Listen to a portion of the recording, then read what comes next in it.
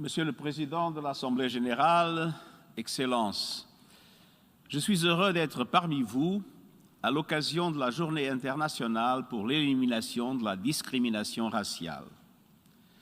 Cette journée est à la fois une journée de reconnaissance et un appel urgent à l'action. Aujourd'hui encore, le racisme continue d'empoisonner les institutions, les structures sociales et la vie quotidienne dans toutes les sociétés. Il reste un facteur d'inégalité persistant et continue de priver des personnes de leurs droits humains fondamentaux. Il déstabilise les sociétés, sape les démocraties, porte atteinte à la légitimité de l'État et fait obstacle à une reprise inclusive et durable après le Covid-19. Le racisme accélère par ailleurs les discours publics grossiers qui banalisent la haine, nient la dignité et incitent à la violence. Les liens entre racisme et inégalité de genre sont aussi indéniables. Et ces phénomènes ont des conséquences terribles dans les discriminations multiples et transversales qui subissent les femmes de couleur et les groupes minoritaires. Aucun pays n'est à l'abri de l'intolérance ni de la haine. Les Africains et les personnes de descendance africaine, les Asiatiques et les personnes de descendance asiatique, les populations minoritaires, les peuples autochtones, les migrants, les réfugiés et tant d'autres continuent de subir la stigmatisation, la discrimination et la violence et de servir de bouc émissaire. This year's theme, Voices for Action Against Racism, calls on us to listen closely, to speak out loudly and act decisively. We all have a responsibility to engage in solidarity with movements for equality and human rights everywhere. And we must extend solidarity to everyone fleeing conflict or persecution without any discrimination based on race, religion, or ethnicity.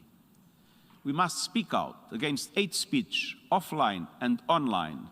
And we must defend civic space by protecting free expression and assembly, the bedrock of pluralist, peaceful, and inclusive societies. We need a renewed social contract based on rights and opportunities for all to tackle poverty and exclusion, invest in education, and rebuild trust and social cohesion. And we must listen to those experiencing injustice and ensure their concerns and demands are at the center of efforts to dismantle discriminatory structures. Reparatory justice is also crucial to realize racial equality and atone for the enduring legacy of centuries of enslavement and colonialism.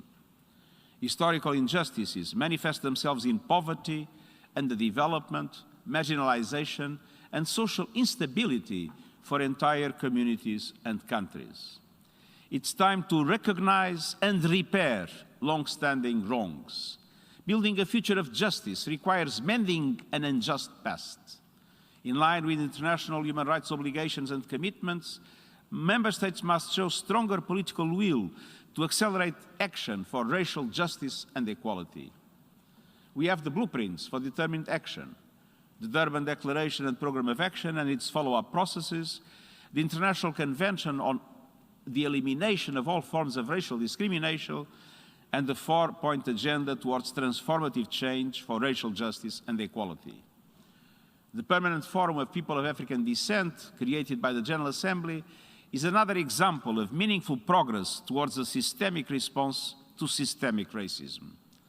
I call on every member state to take concrete actions, including through policy measures, legislation, and more granular data collection in support of these efforts at the national and global level.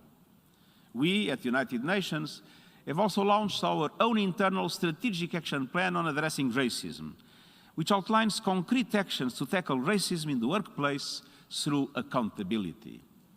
I will soon be appointing a special advisor and establish a steering group to oversee implementation of this plan.